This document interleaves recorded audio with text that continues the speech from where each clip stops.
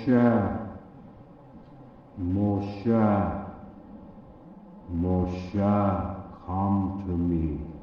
Elohei, Eloheinu, Elohei, Abraham, Elohei, Yitzhak, Elohei, Yaakov.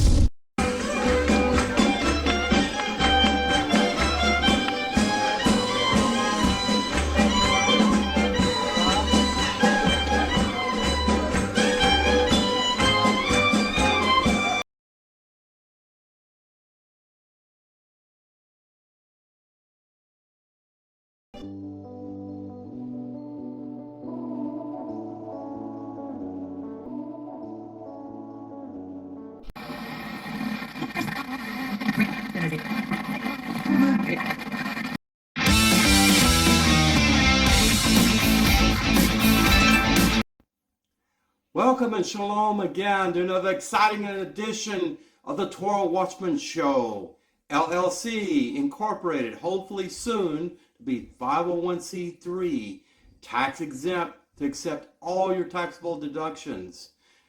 For an American Jew here who cares about more than inside my synagogue, my convenience zone, right? Yes, when I say international, I'm talking about countries like India and Uganda. Yes, there's so many people that are more vulnerable than we are, okay? I just received a disturbing report from Uganda for a group of Jews there that I've been supporting for the past 2 years. And they told me they have food shortages there, the food scarcity, and the price of food is very exorbitant. Maybe 1 meal a day for some Ugandans. Is that tolerable for you? But what I can do is teach the Torah to these people. Feed the bellies of their nefesh, of their soul. Help them to have faith in God, and if they haven't prayed for months or years, because some people get so lost in their circumstances, right? They get so negative, right? And they blame God for everything, when God just wants to bless you. Yes, yes. Rev Yar ben-Emmett, yes. Welcome to our special edition of the Torah Watchman Show, Jerusalem Day. Get ready to be amazed, educated, and enlightened. Anyway, I'd just like to introduce myself again. You may have not seen my handsome red beard, in a while. But I like to update, my clothes and things. You might think things have changed in my dining room, in my synagogue, away from the synagogue here. Anyway, I just want you to see the twinkle in my eyes and know how much I love you, how much I care about you. Listen, before I teach you one single thing, on YouTube, I have taught this up to me. Hashem has laid this on my heart.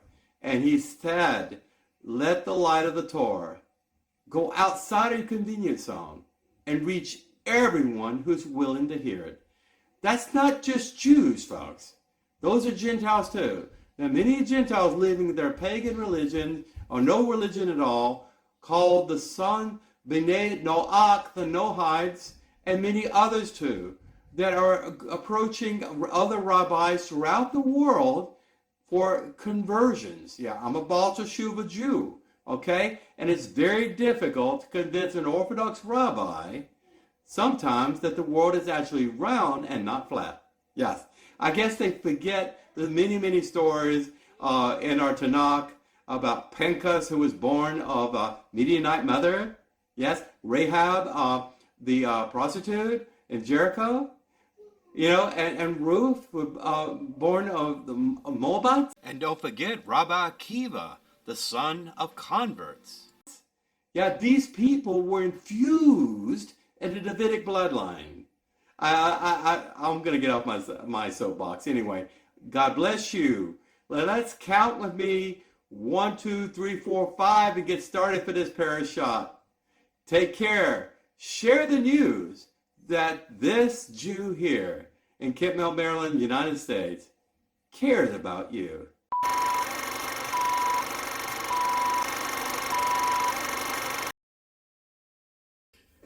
Yom Yerushalayim Sameach. Yes, Happy Jerusalem Day. Yes, that's the subject of the Torah Watchman show for this evening. I hope everyone has been well.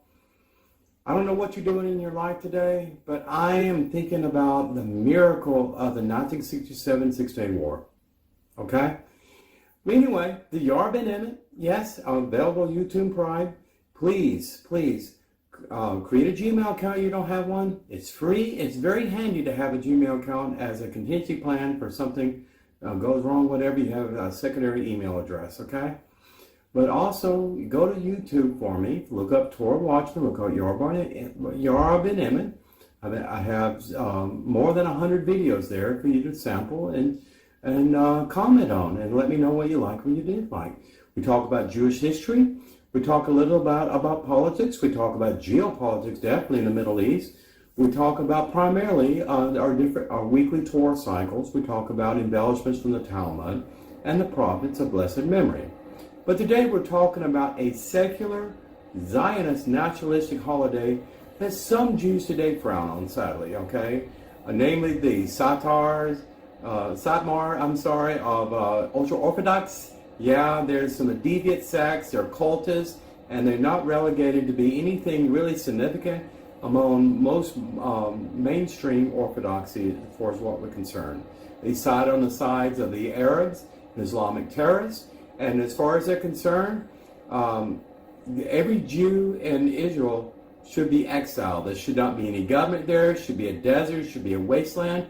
But I have to ask myself, why are they 2,000 of them in Israel in the first place? And they benefit from the welfare of the socialist government there. I don't know, and there's many of them in America too. But anyway, they are diminished because they talk out of both sides of the mouth. And this Jew will give you the imminent truth. There's a lot of documentaries out there about Jerusalem Day, what led up to the 1967 Six Days War. I have one video out there about when Israel took over the Sinai Peninsula. Yes, the whole Sinai Peninsula. I have a video on that. They had several kibbutz there and Jewish settlements there, some IDF bases and things of that nature. If you have studied in Hanukkah, yes, you study about Judah Maccabee of Maccabee. If you're a Jew, you know this. I'm not telling you anything you haven't heard. But if you are non-Jewish, if you're Christian or whatever, you may have not known the significance of 1967 Six Days War. Yeah, it was over in 6 days. Amazing, amazing. Well, going back to Judah Maccabee, to this day, Pentagon military strategists marvel how Judah Maccabee was able to pull off the greatest military victory in history, okay? Of course, that goes back about 2,163, 65 years ago, okay? When he was fighting the ancient Greeks, okay? Antiochus IV. Not germane, but anyway, most people today, Orthodox Jews, even though they're recorded in the books of Maccabees, since they were written in Greek, no Hebrew manuscript, you'll probably find them more likely in your Roman Catholic Bible and the Apocryphals, but they are also talked about widely in the writings of Josephus or the Jewish Wars by Josephus, a Jewish historian that actually fought in the war leading up to 70 CE when the temple was destroyed, the second temple. Don't want to get off a topic. We're talking about Jerusalem Day. Again, there's a lot of documentaries out there. I'm not going to rehash things. There's probably dozens, if not more, different outtakes of this, what it means. If you're a pacifist, you're probably against everything that happened in 1967. If you are one of these ultra-Orthodox extremists, you probably side more with the Palestinians or Palestinians, as it's pronounced in Arabic. Yeah, remember, there's no P in Arabic.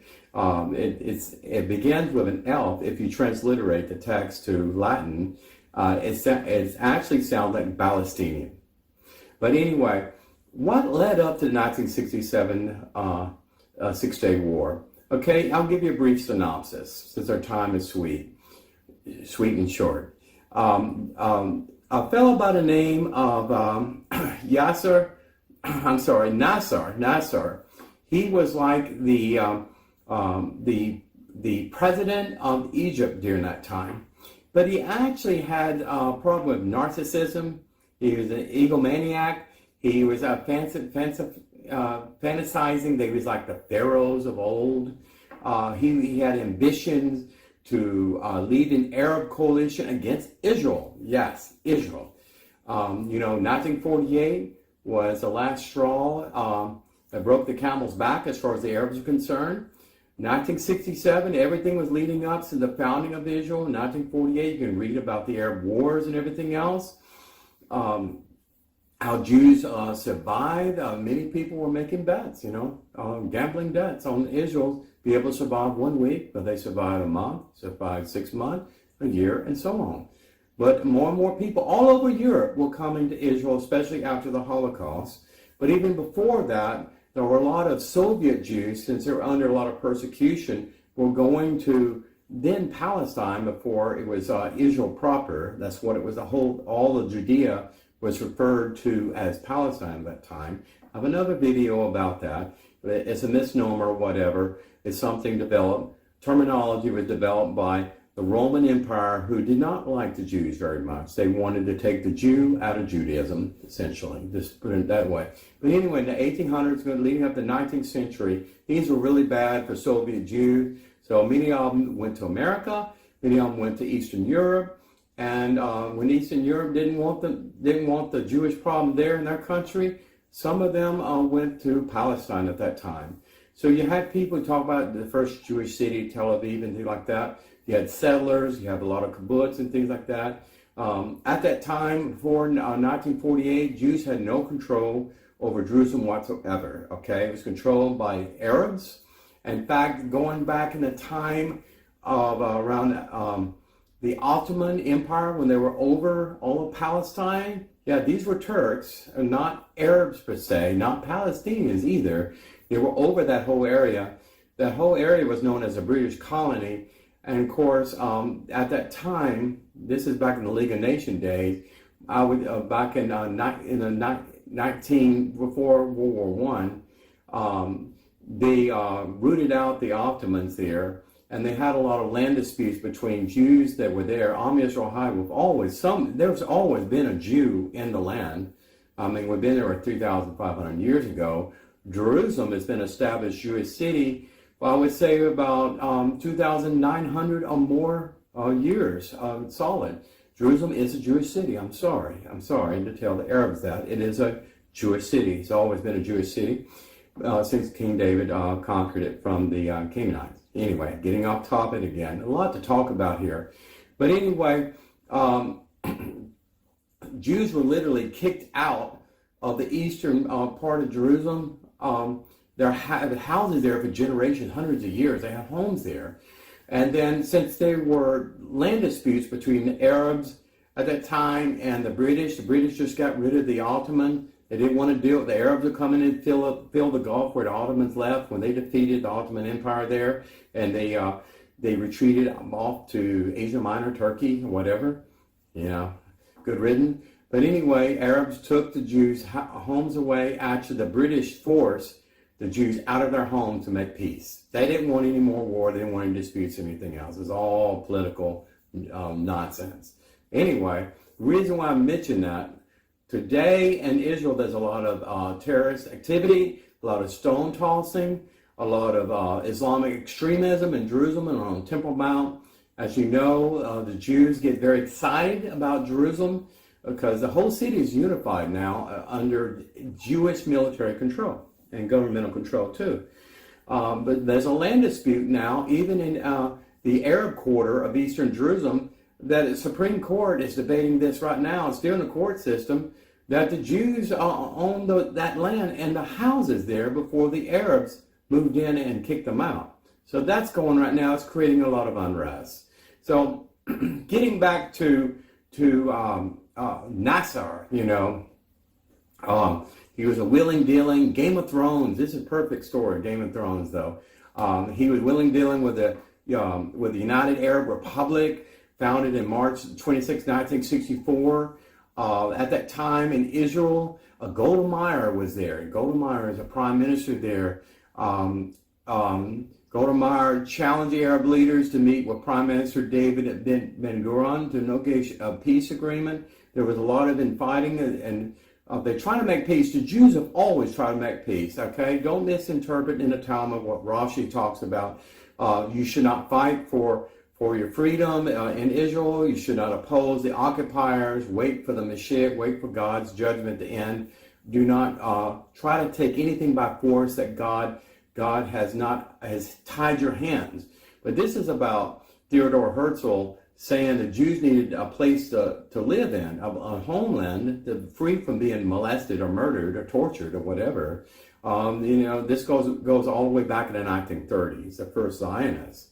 But Golda Meir was involved in this time. You want to get some players there. A lot of people have heard of Golda Meir.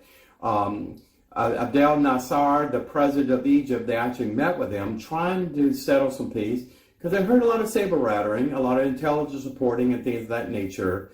To up the ante even more, what was going on in Jordan. Jordan was founded for the first time in history, world history, in 1946.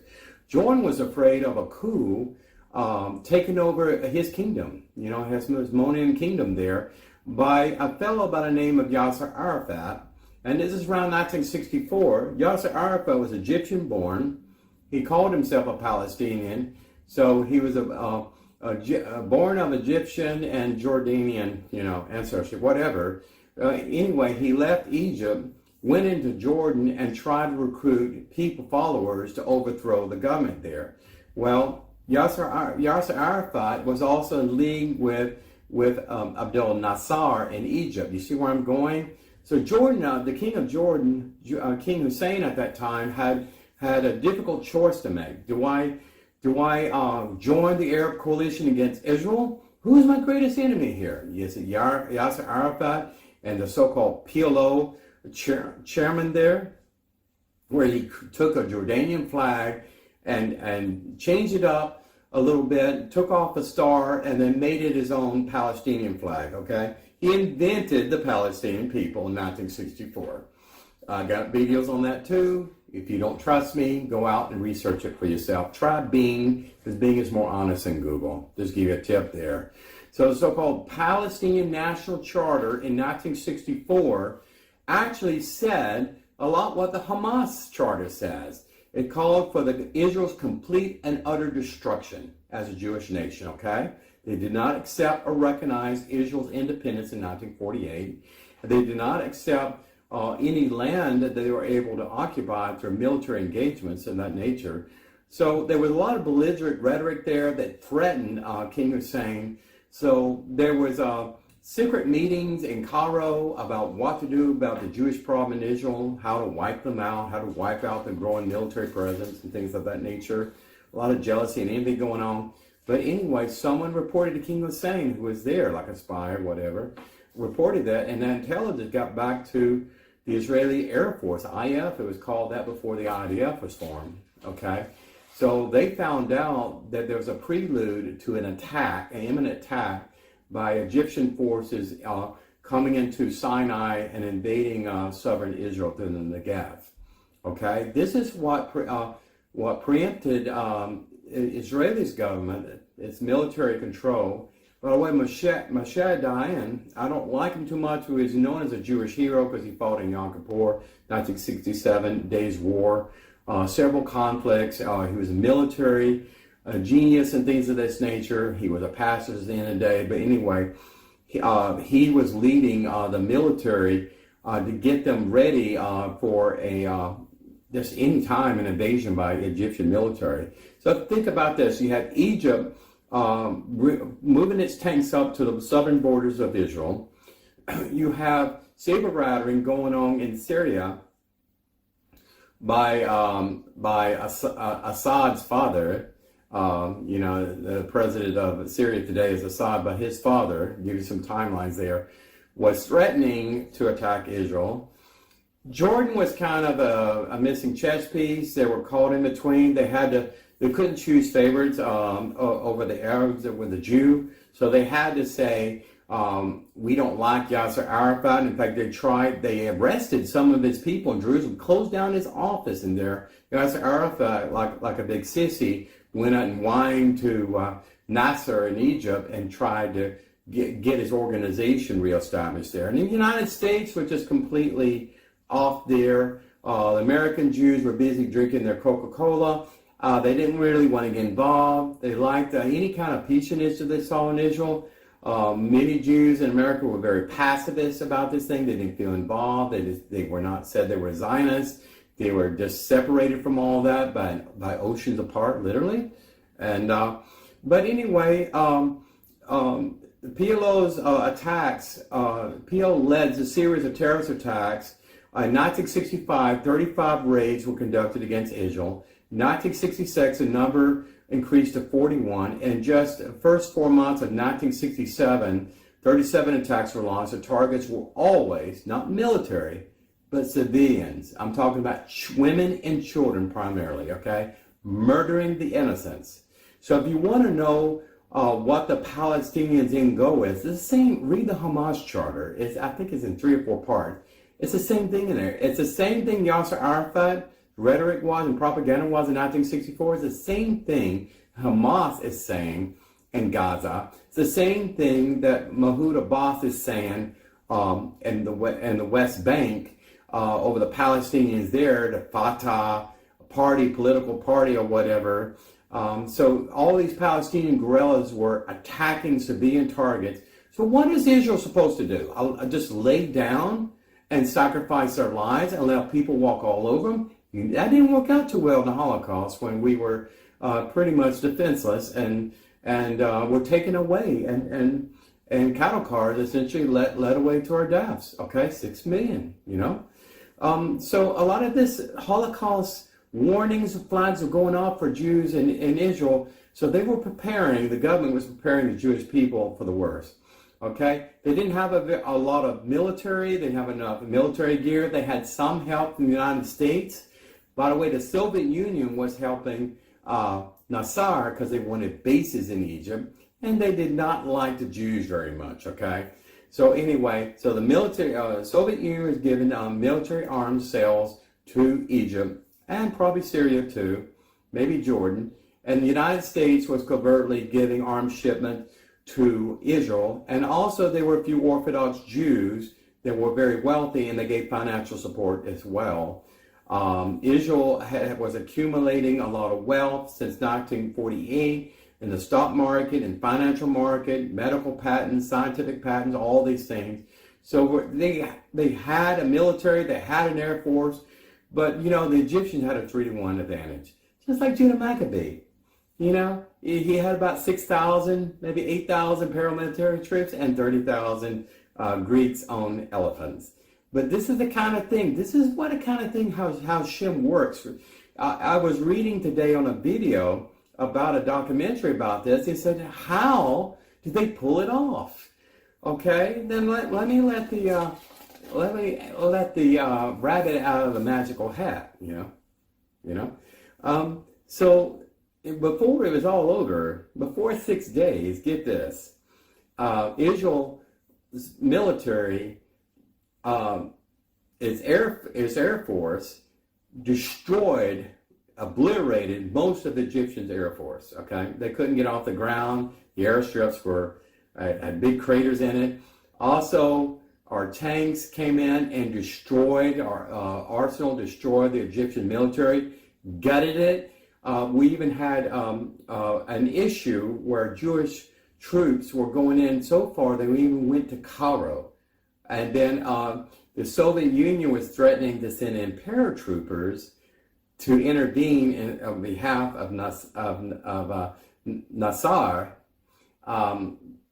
Assad was involved in that too. The CIA, NSA, all this stuff was involved in all this intelligence gathering, you know, the game of Clue. But anyway, the U.S. told the Jews, okay, pull out of Egypt, just settle things down before it gets too bad.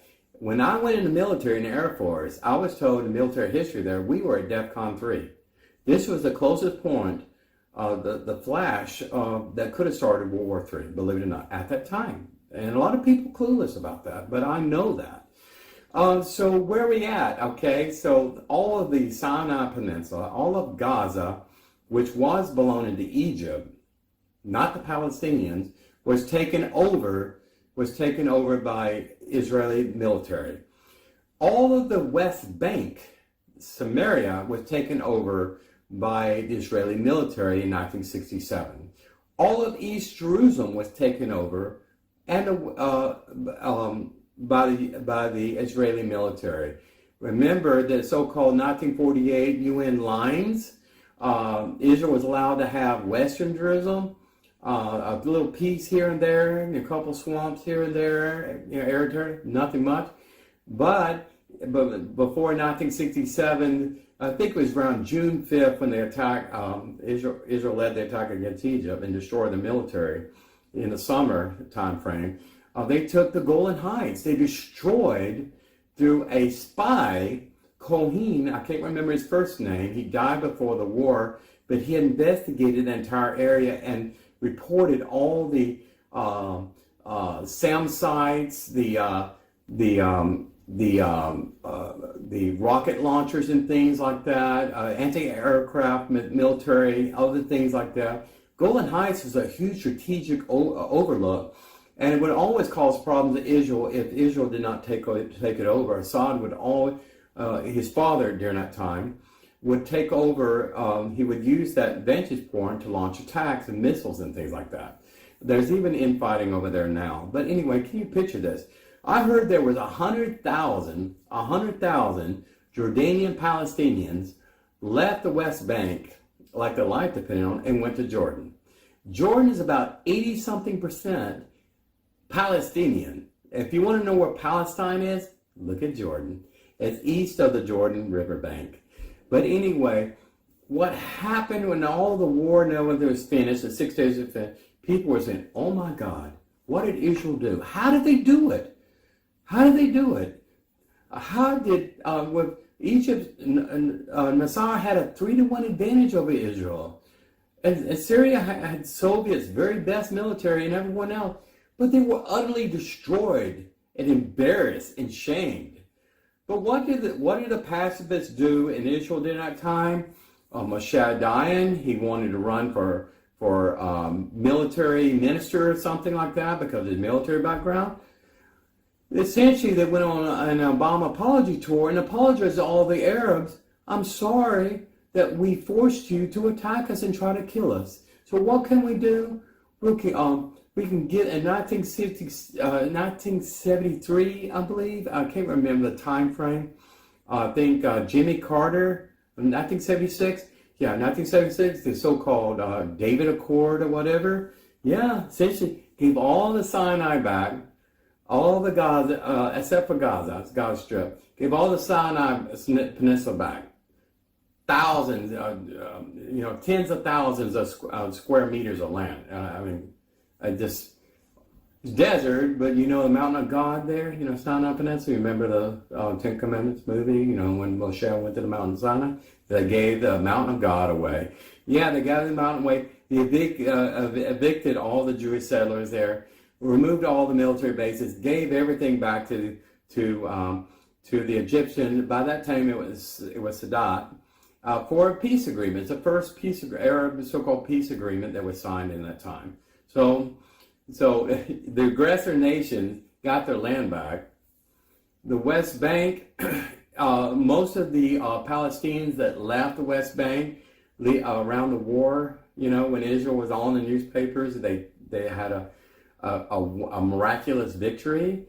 They were allowed to come back and settle back in the land. Yasser Arafat was not arrested. He was allowed to continue to be a political terrorist there. Okay.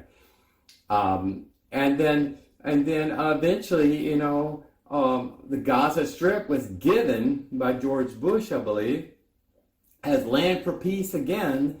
Yeah, the U.S. likes to broker these peace deals, but we didn't give any land back to the Cherokee Nation that we stole their land from them, and we did give Texas back to Mexico, even though it's been invaded by Mexicans. But anyway, only in Israel, who is invaded by people that want to not only take their land away and take the resources away, but wants to exterminate them like Hitler's final solution. So you have the U.S. has the money, Israel wants the money, they have to give the land back for peace, right? And it's all going on today to round up this video. You know, that huge uprest in Jerusalem Day in Jerusalem, because Israel is proud of the city of David. Okay, and Temple Mount and all the unrest there and everything else. Of course, thousands of Jews want to go up there. Big, huge Israeli flag was stretched out in the plaza in front of the Kotel, the Western Wall.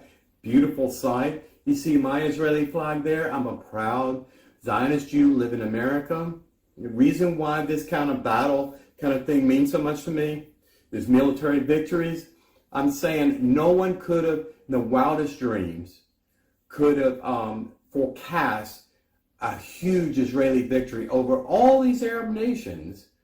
I mean, Israel took land away from Jordan. But Israel was just trying, this is about self-defense, folks. And winners get the prize, right? Losers have the spoils. And that's pretty much the way America's run their business for years, and we've done pretty good with that, right? We bought Alaska for pennies, yeah. Louisiana Purchase, you know, Napoleon, we got that for pennies too, pretty much. We acquired all that land. We annexed land and notified Mexico later on that we annexed it. Why? Because we could. But the Jews, you know, they had in a piece of land that's probably smaller than the state of New Jersey. It's still debated to this day by Arab invaders and occupiers of the land. I heard an imam said recently, why do the Arabs why confused that they put Temple Mount, the Dome of the Rock. They installed that monstrosity on top of King Solomon's Temple Mount, and something that's Jewish. So who is the invader? And the Imam said that. And it actually in the Quran, I don't want to get into this, you know, in the Quran it says pretty much, Muhammad even said that the land of Israel will belong to the Jews until the end of days. Okay? So, Yom Yerushalayim, so mad, yeah. I had barbecue at my house, had a little celebration there, had some special decorative lighting outside my home, blue and white lights. I love the whole festivities. I'm sorry some Orthodox Jews have indigestion over the air shows and everything that's in Israel during this time over Jerusalem. I am proud of the soldiers who sacrificed their lives. You literally had soldiers that were trained to walk completely across the Sinai desert and survive to be able to get to the other side to reinforce troops and things of that nature. It's just a miraculous battle that's comparable to Judah Maccabee.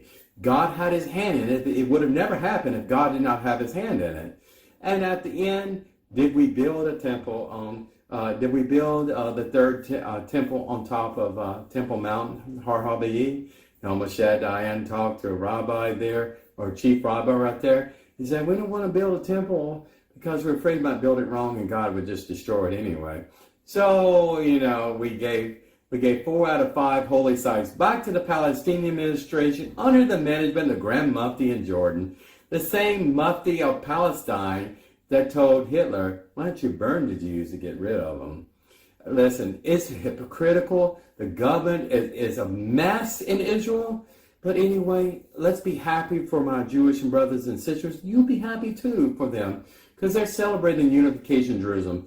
Thank God for President Trump for recognizing that the world is actually round and not flat, like Jimmy Carter and Obama. You know, and even George Bush, a big smuck in my opinion. But anyway, he moved the embassy there, and there's a community in near Golan Heights that has Trump's name on it. Anyway, people are known by their deeds and not by their words. Moshe Dayan is known for many things. For instance, a military hero. He's also known for making peace with Arabs that tried to murder not just military soldiers, but primarily innocent people. And innocent people are dying literally on a weekly basis in Israel because they're always getting caught between, you know, warring parties. And I want to add this: the World Committee of Churches, about 500 million Christians, or allied now with Islamic Palestinian terrorists that are throwing rocks at anyone they can find, setting fire, destroying property, everything else, because Mahmoud Abbas was afraid he was going to lose the election. He's seeking in the polls. He canceled the election and then rescheduled it later on. He was trying to get brownie points by starting an artificial conflict where there shouldn't have been any conflict at all in Jerusalem. So, that's going on. But anyway, the WCC posted it on Facebook. You want to see it? But anyway, they are backing 500 million Christians are part of this union of churches worldwide. Probably mostly Europe. I don't know. A lot of liberal Episcopalians, Lutheran, and Methodist churches too that support the BDS boycott, and the Palestinian Liberation Organization. President Biden supports the Palestinian Liberation Organization, and based on everything I've just told you tonight in this video, he's opened the embassy back in D.C. I'm not going to say all man about that. Anyway, who is me to judge? Let Hashem be my judge. You're ben-Emmett signing out, trying to have a little bit of fun, trying to be historical, always trying to be truthful. Listen, there will be conflict in the Middle East until the Mashiach reveals himself. May he come quickly, okay? May God be with the women and children of Judea and Israel, Eretz Israel, during this festive time. May God always watch them. May his angel watch over every Jew in Israel and protect them. And everywhere where the Jews are in the world, and 12.5 million of us, 8 million in Israel, if they're exposed to anti-Semitism, you remember, God blesses those that bless Israel, and he will curse those that curse Israel, and he will curse the WCC.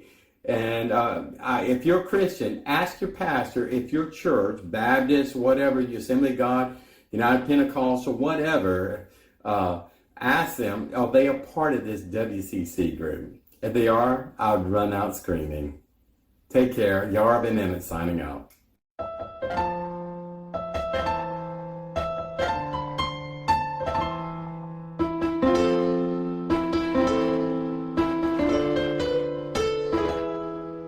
אוויר הרים צלול כיין וריח אורנים נישא ברוח הארבעים עם כל פעמונים ובתרדמת אילן ואבן שבויה בחלומה העיר אשר בדד יושבת ובליבה חומה ירושלים של זהב ושל נחושת ושל אור הלא לכל שירייך אני חינוך ירושלים של זהב ושל נחושת ושל אור הלא לכל שירייך אני חינוך אך בבואי היום לשיר לך ולך לקשור כתרים קטונתי מצעיר בנייך ומאחרון המשוררים כשמך צורבת השפתיים כנשיקת שרב אם אשכחך ירושלים אשר כולה זהב ירושלים של זהב ושל נחושת ושל אור הלא לכל שיר